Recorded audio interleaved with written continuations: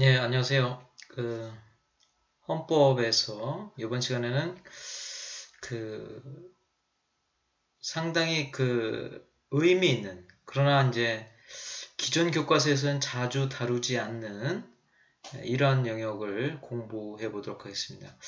뭐냐면 소급효에 관한 것입니다. 소급입법. 우리 헌법에는 소급입법 금지 원칙이 규정되어 있는데, 이 소급입법에 대해서, 소급효에 대해서 제가 설명드리겠습니다. 본격적으로 강의에 들어가기 전에 제가 약간의 여담을 해보겠습니다. 제가 시간에 관해서 좀 말씀드리려고 하는데, 시간이 뭐냐? 시간에 대해서 개념 정의하려면 굉장히 어렵습니다.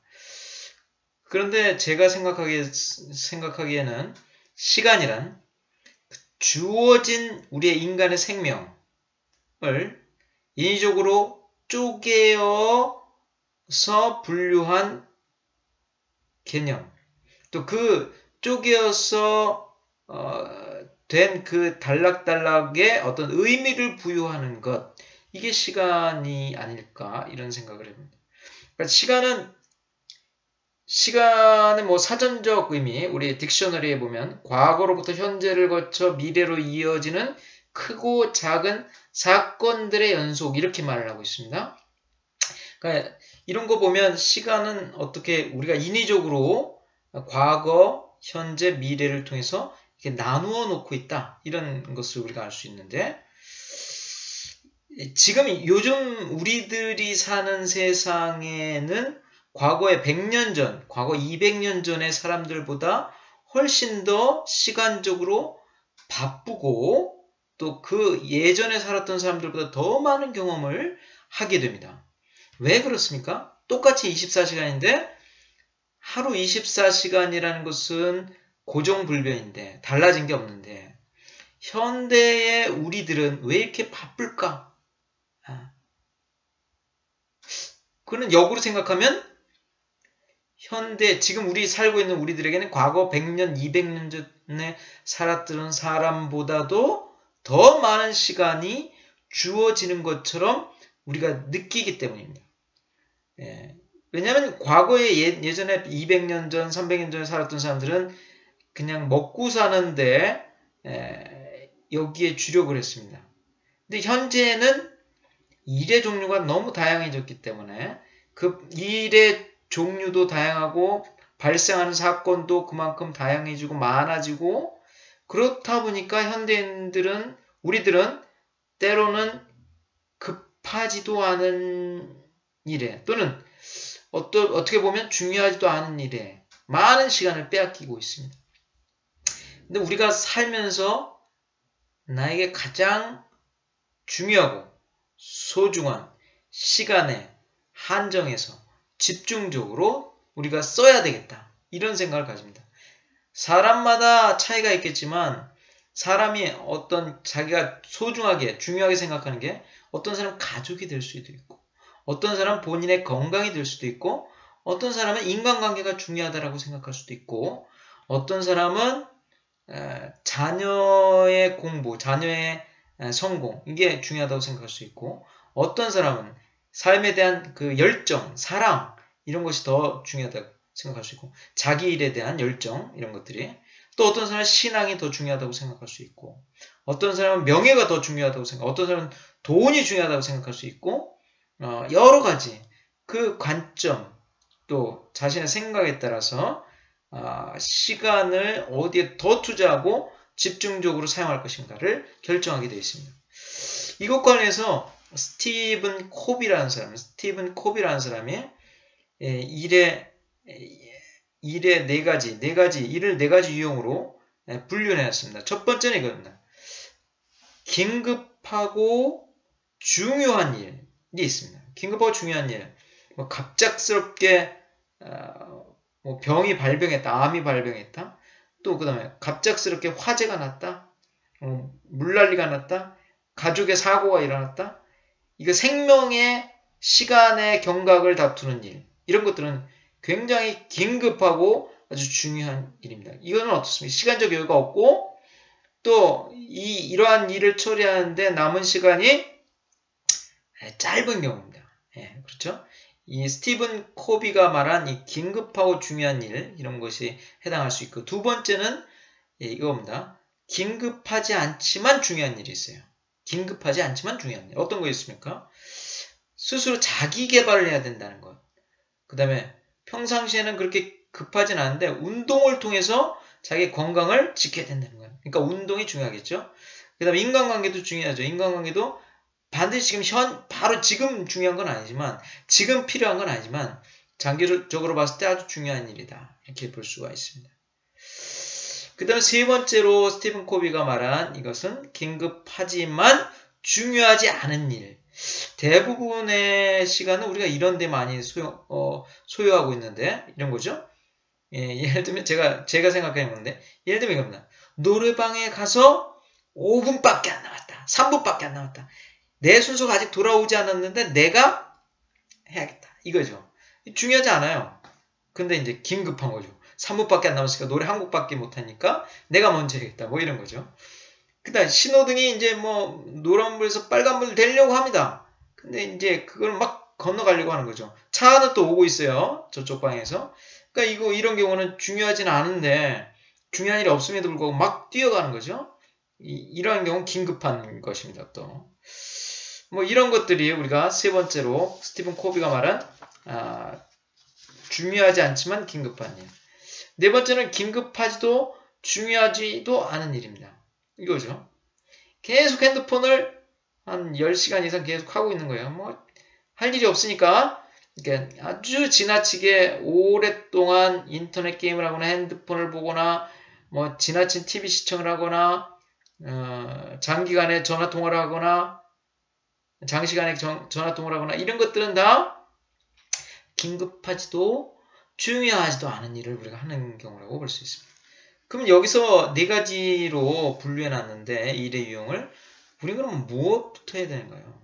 중요한 것부터 해야 되는 중요한 것부터. 그러니까 이 스티븐 코비라는 사람이 쓴 유명한 책이 그건데 성공하는 사람들의 7가지 습관. 여기서 가장 중요한 키포인트는 그거예요. 중요한 것부터 먼저 하라. 중요한 것부터 먼저 하라는 말은 그럼 뭐 어떻게 하라는 것인가? 급한 일, 보통 사람들은 급한 일을 먼저 처리하려고 해요. 근데 급한 일보다는 오히려 중요한 일을 위해서 많은 시간을 투자해라. 급한 일을 계속 처리하다 보면 어떻게 하는 거야? 이런 급한 일, A라는 급한 일을 빨리 처리하고 나니까 또 B라는 급한 일, 또 C라는 급한 일. 이 일은 처리했지만 스트레스는 계속 쌓여가고 자기한테는 결국 도움이 되지 않는 이러한 경우가 상당히 많다는 것입니다. 그러니까 우리가 급하지도 않고 중요하지도 않은 이런 일보다는 또는 긴급하지도 않고 중요하지도 않은 일보다는 중요한 일에 더 많은 시간을 투자해라 라고 볼 수 있습니다. 자, 그래서 시간을 잘 활용하는 사람으로서 지금 유명한 분을 한 분 소개해 드리려고 합니다. 우리가 시간을 아껴서 집중을 해야 되는데 이겁니다. 우리가 뭐 시간을 집중해서 잘 활용한 사람들은 그 분야의 아주 최고의 전문가, 그 분야의 최고의 1인자 뭐 이렇게 되는 경우가 많아요. 제가 아는 사람 중에 뭐 여러분도 아시죠? 유명한 사람은 강수진이라는 발레리나가 있어요. 지금 어디 높은 곳에 계시죠? 이 강수진이라는 이 발레리나는 예전에 독일 슈투트가르트의 발레리나였어요. 슈투트가르트는 아주 유명한 그 발레리나가 활동하기 아주 유명한 곳이었는데 이분은 강수진이라는 이분은 아침에 일어나면 항상 어딘가 몸이 다 쑤신다고 합니다. 왜냐? 매일 연습을 하루에 12시간에서 13시간 정도를 발레 연습을 하기 때문입니다. 그러니까 온몸이 다 쑤신 거예요. 온몸이 다 아픈 겁니다. 이 많은 연습량 때문에 온몸이 아프거니와 1년에 그 발레리나가 신는 신발 있죠? 토슈즈. 이게 1년에 몇 켤레 정도 소모되냐면 1년에 150켤레 이상 소모된다는 거예요. 그 말은 뭡니까? 이틀에 하나 정도를 달아서 토슈즈가 사용할 수 없게 된다는 겁니다. 굉장하죠? 저는 이제 구두를 한 2년 정도 사용하는데 2년이 아니라 이틀에 하나씩 토슈즈가 나간다는 겁니다. 야, 얼마나 많은 연습을 했길래 이렇게 많은 토슈즈를 사용할까? 이걸 우리가 한번 생각해 봐야 됩니다. 그러니까 주위에서 인정받는 아주 대가라고 하는 사람들 중에 대부분은 어떻습니까? 그 연습량이 엄청나게 많다는 거죠. 그리고 시간을 그 자기의 일에, 자기가 하고자 하는 일에 집중적으로 투자한다는 겁니다. 그러니까 그 강수진 이분이 한 말 중에 유명한데, 나는 나를 넘어설 수 있다. 그러니까 어제의 나를 항상 오늘은 넘어설 정도로 연습을 많이 한다는 것입니다. 이러한 열정과 일에 대한 집중이 있기 때문에 전문가, 1인자가 될 수 있다는 것입니다. 오늘 서론이 길어졌는데 제가 시간과 관련해서 많은 설명을 해드렸습니다. 이 시간은 지금 오늘 제가 설명드릴 이 소고표 금지, 소고비법과 아주 밀접하기 때문에 이런 시간을 설명을 해드렸습니다.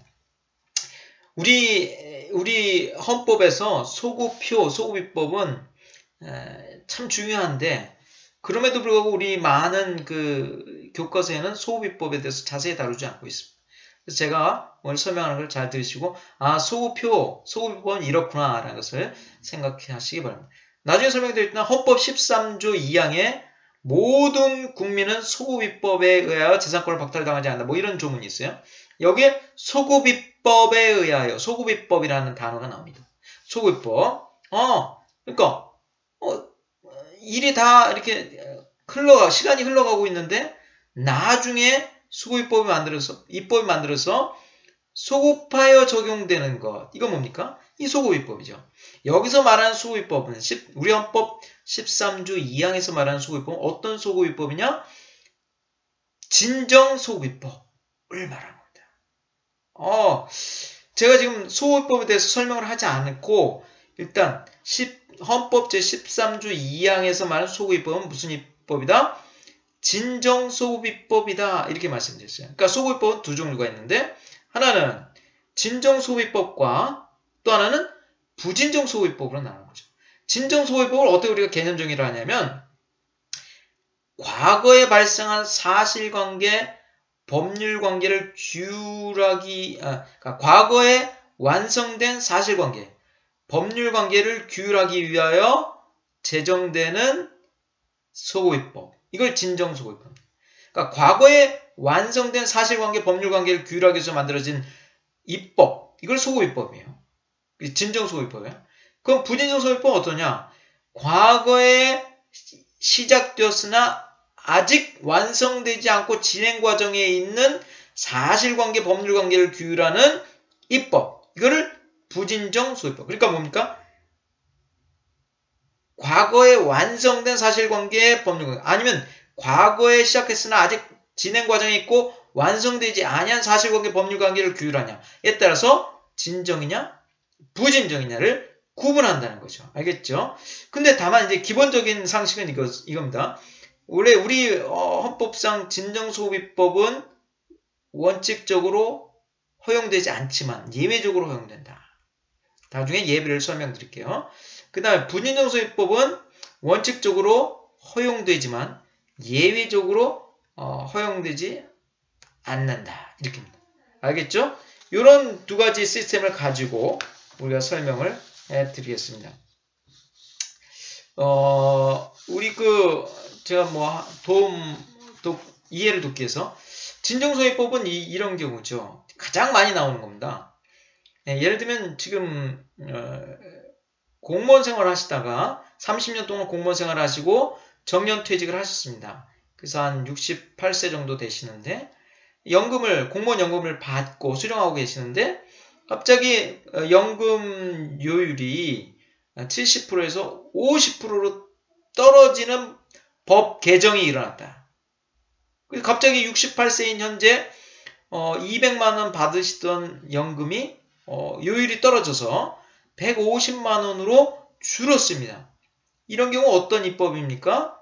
이게 진정소급 입법입니다. 왜냐?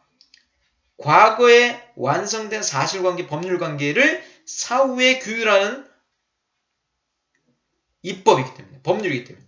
그러니까 이런 경우에 우리가 보통 이런 경우가 뭡니까? 진정 소호입법의 대표적인 것이다. 이렇게 볼 수가 있습니다.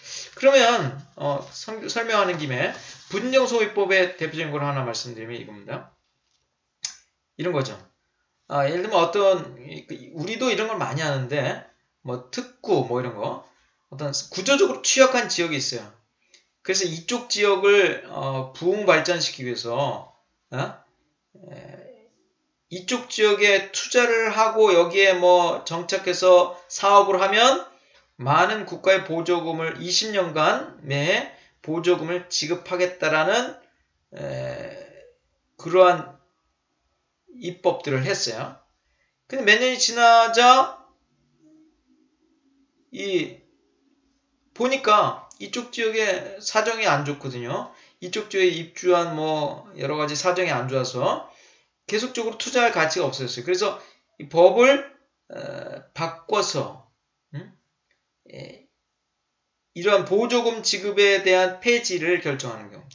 이것은 아주 완성됐냐, 사실관계가 완성됐다고 보기 어려운 경우에 이런 것을 우리가 보통 부진정 소호입법의 경우다 이렇게 볼 수가 있습니다. 그러면 이따 설명하겠지만 제가 다시 한번 말씀드리면 지금 진정소호입법은 원칙적으로 불허가 된다. 금지된다. 그러나 예외적으로 허용되는 경우가 있다라고 했는데 우리나라 헌법재판소는 4가지 경우에 이 진정소호입법의 예외를 인정하고 있습니다. 첫 번째는 이겁니다. 국민이 소호입법을 예상할 수 있었던 경우입니다. 그런 거 없죠. 제가요. 이 법률 보니까 앞으로 새로운 법률이 생겨서 나한테 이렇게 불리하게 적용될 것 같아 라고 예상을 하고 있었던 겁니다. 예상을 한 경우는 그 사실관계, 법률관계가 완성된 경우일지라도 어떻습니까? 새로 만들어져서 나에게 불리하게 적용되더라도 국민이 소호입법을 예상할 수 있었던 경우는 허용된다라는 거예요. 첫 번째. 두 번째, 이겁니다. 법적 상태가 불확실하고 혼란스러워 보호할 만한 신뢰이익이 적은 경우입니다. 소호입법이 만들어졌는데 나중에 완성된 사실관계, 법률관계, 소호입법이 적용되려고 하는데 국민이 거기에 대해서 지금 법적 상태가 워낙 불확실하고 혼란스러워서 보호할 만한 신뢰이익이 적은 경우. 예를 들면 지금 집값이 막 올라가고 있다. 그러면 이거죠. 세금을 올려서 아마 집값을 잡을 거야. 왜냐하면 지금 계속 이 법적 상태가 불확실하고 막 혼란스럽고 이래서 이 국민들이 집값을 오르는 이 신뢰이익을 보호해줄 만한 가치가 없는 겁니다. 적은 경우입니다.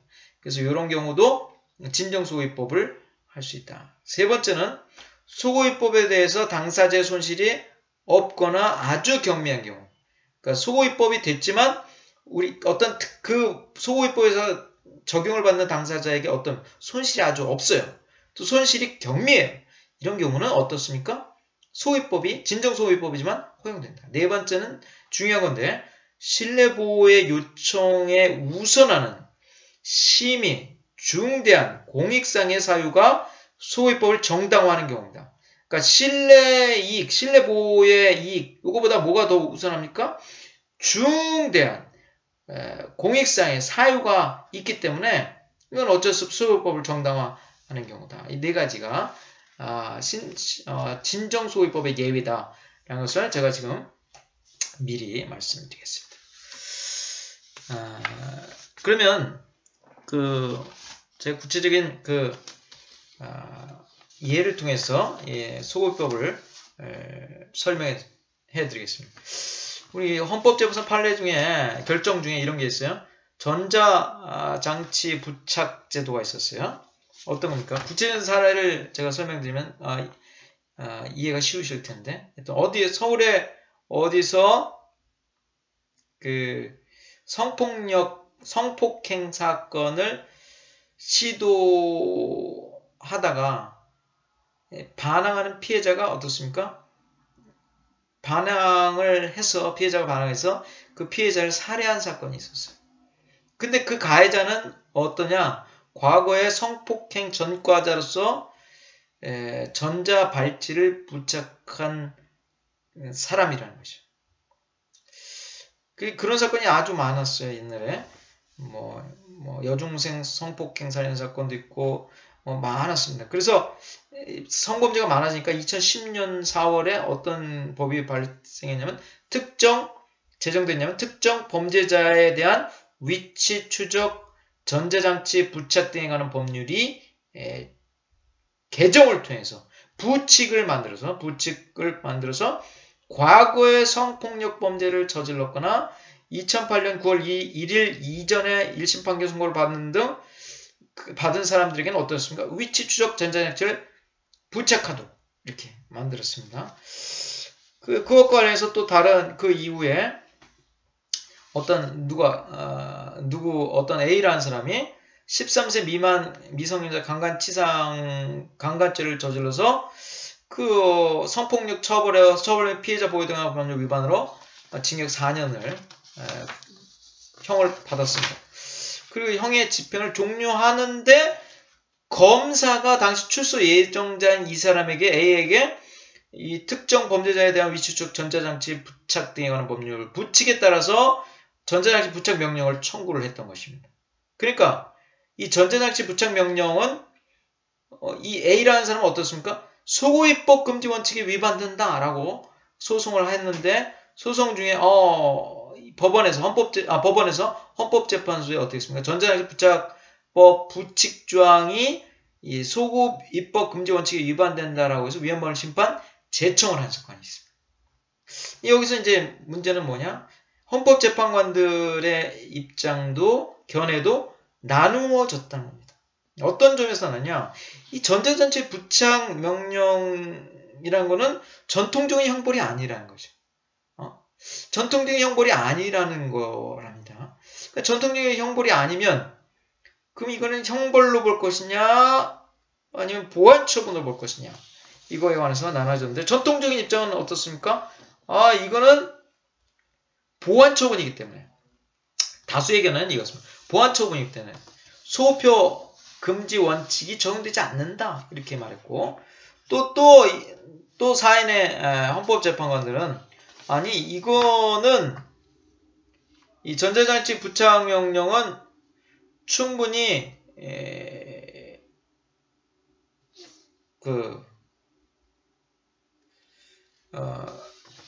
이런 것은 좀 그 성격을 말하지 않고 과잉금지 원칙에 위반된다 이렇게 말했고 한 명의 재판관은 이렇게 말했습니다.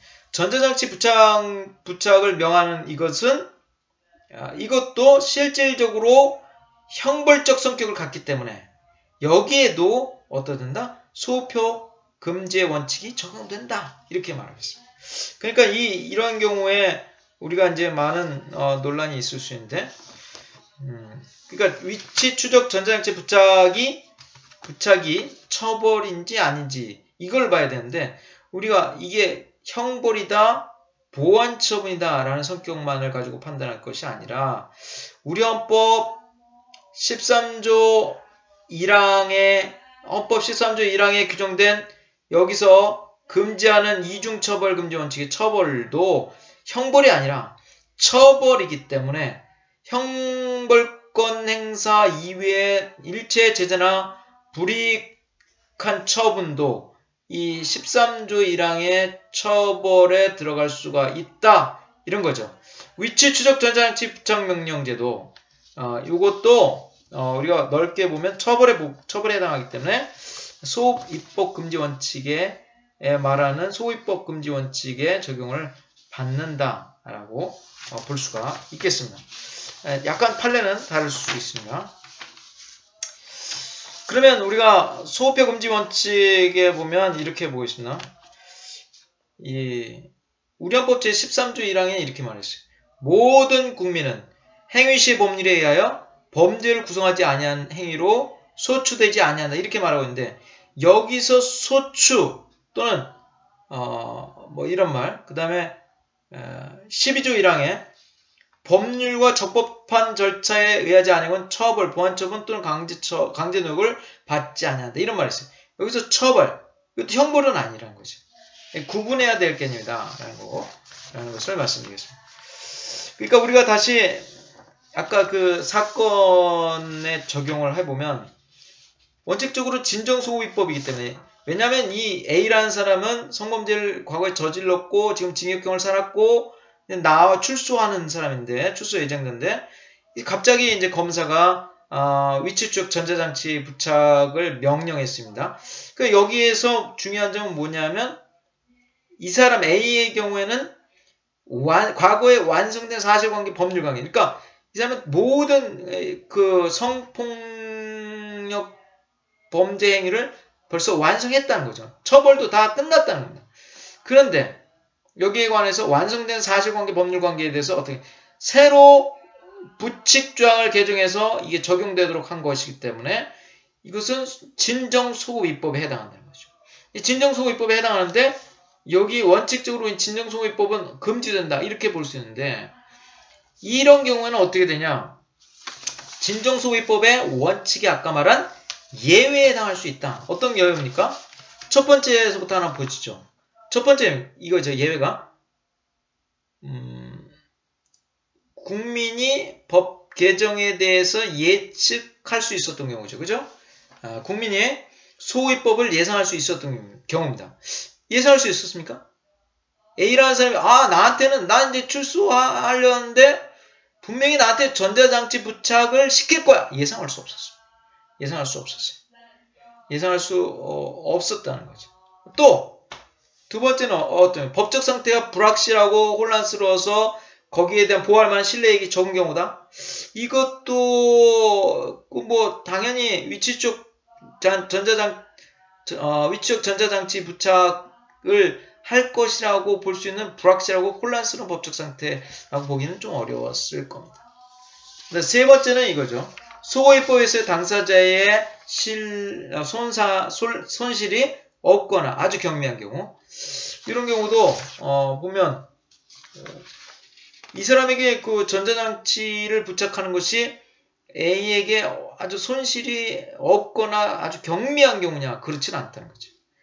또 네 번째는 신뢰보호 요청에 우선하는 심히 중대한 공익상의 사유가 소호위법을 정당하는 경우 이 경우는 여기에도 해당해요. 왜냐? 지금 성폭력 범죄가 만연하기 때문에 여기에 대해서 엄히 처벌해야겠다는 국민적 정서와 정부의 의지, 입법자의 의지가 있기 때문에 이것은 이 신뢰보호 요청보다 더 우선하는 중대한 공익상의 사유가 존재한다고 봐야죠. 그러니까 여기에도 해당됩니다.